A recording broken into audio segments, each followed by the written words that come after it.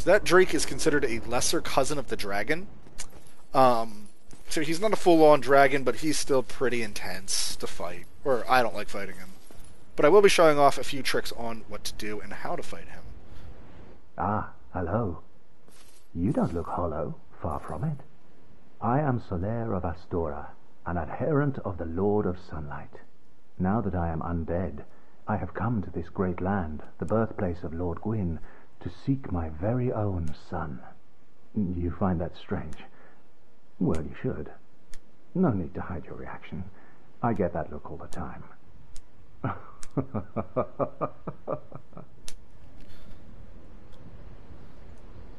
Oh, aha. So I didn't scare you. I have a proposition, if you have a moment. I have a moment. The way I see it, our fates appear to be intertwined. In a land brimming with hollows, could that really be mere chance? So what do you say? Why not help one another on this lonely journey? I'm a thief. I could always use a distraction. This pleases me greatly. Well then, take this. So here is how you can multiplayer. We are amidst strange beings in a strange land. The flow of time itself is convoluted, with heroes centuries old phasing in and out. The very fabric wavers, and relations shift and obscure. There's no telling how much longer your world and mine will remain in contact. But use this to summon one another as spirits, cross the gaps between the worlds, and engage in jolly cooperation. Of course, we are not the only ones engaged in this, but I am a warrior of the sun. Spot my summon signature easily by its brilliant aura. If you miss it, you must be blind.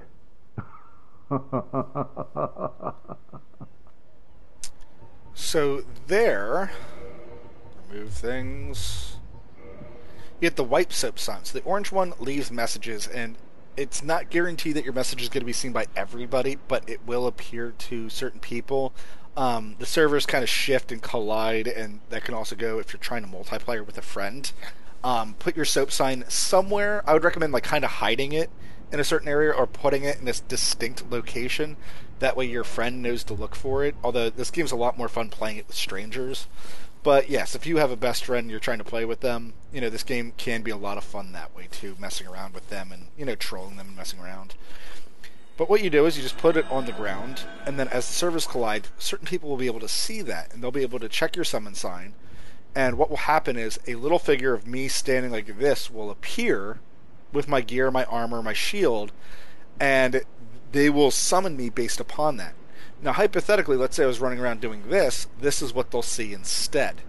So, just be warned that if you're wondering why people aren't summoning you, it could be because of what you have in your hands. You might want to kind of show off what you plan to play with the most. That way they have an idea of what to do. I will be showing that off later. No, I didn't want to erase that. I don't want to be summoned right now. You can be either summoned while you're hollow, which is what I am now, or human. And again, the easiest way to tell if you're human or hollow is up here. If it's black and gray, you're hollow. If it has that white glow to it, it means you're human. This Drake, I've seen many people have problems getting past him or dealing with him. And I want those treasures on the bridge. So the easiest thing you can do first is come down here. You sprint down to this location and go to the right. And you can open up a big shortcut here. Come down here, and there's a ladder here for you. You kick it down.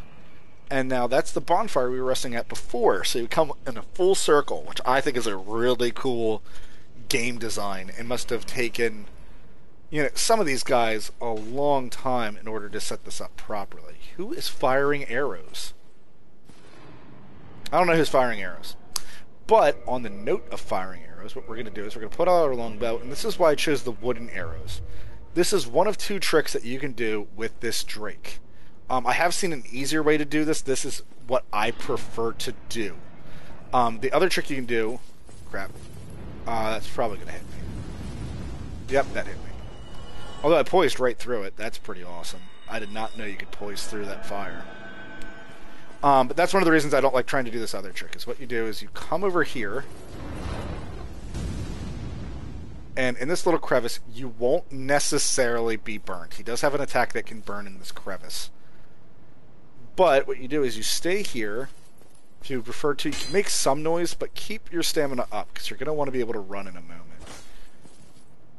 But this is also an easy way to combat him as well. But what he'll do is, he will jump down to try to flush you out of where you were just standing. What I'm going to do is I'm going to run straight past him into his hut, and then if you actually run off here to the right, he can't reach you here. And what he's going to do is he's going to fly back on his perch, and then he gets nervous if you're underneath of him, and he'll fly away. So now you are rid of one dragon for some time. Not completely. And there's actually a way to reproc him to come back, which is what I'm going to do in the next episode. But if you're ever wondering about how to get to this bonfire down here, how to open up this gate, because I'll be taking a different path next time, or how to get the treasures on this bridge safely without having to kill the dragon, this is one of the easier ways to do it. The dragon will also kill a lot of soldiers that were on this bridge. I didn't really show them off too well. Again, I'll do that next time. But yes, if you want a nice, easy place to rest, or a different bonfire to be at, nice, easy way to do that. So time to level up, because we do have 11,000 souls. Endurance is a huge thing. So first what we're going to do is we're going to put my dexterity up to 16. I'm going to put my attunement up to 12. That's going to give me a second slot. That's the only reason I'm going up to 12. Again, I'm not really planning on that, but just in case I want it. I do want my intelligence up to 16 as well, although at the moment I want to be able to use that club if need be. I can't think of a reason with that Astora Straight Sword. That Astora Straight Sword is going to carry us a very long way in this game. Until I get the items that I actually want. However, I do overall want 16 strength for what my build is going to be, so I'm going to get that taken care of as well. At the moment, I don't need a lot of endurance and vitality because of my playstyle, so I'm not putting points into them yet. Although those are probably going to be the two things that I'm maxing out, or that for a lot of episodes, you're really going to only see me putting points into those. Actually, how much does it cost us to level up? 2,100. We're up to 2,100. Here, if I actually had any more spells that I could, if I had learned heal multiple times, I could put it here. Or if I had, heal and force push, which we saw at the beginning. Not force push, force, just force. I think it's just force, I don't remember. Access bottomless box, because we did get a few new things, like that soap sign I'm never going to use, that I probably will use. Fire bombs I always tend to keep with me, because there's times in PvP where I want to be able to throw something. So yeah, we got a lot of humanities to break up. I'm probably not going to do that soon. Here we got some shards and some twinkling titanite. Going to put those away. Those actually don't even do anything. You can keep those with you at all time. But I prefer them in my bottomless box. Bandit's knife, probably not going to use for a while. Claymore is a great starting weapon if you want a decent strength weapon. The moveset for it's pretty decent as well. I have to say I really do like that. I wasn't a big fan of it until one of my friends was just goofing around, and he's like, dude, I was trying the Claymore, and it was awesome. My friend Jack, and I was just like, oh, let me test it out. Tried it, and was like, wow, moveset on this thing is pretty great. And now that I have 16 strength, I can one-hand the Claymore as well. So that's another huge advantage. It's going to be kind of... a lot of people call it a quality build because that's how it was called in Demon Souls. However, I'm not really... I don't know, I guess it's a quality build. It's kind of whatever I feel like.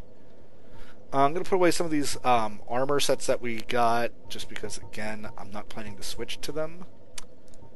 But that's all we've collected so far, so join me next time, and we will do the next area here. Thank you guys for watching, and, as always, ta-ta.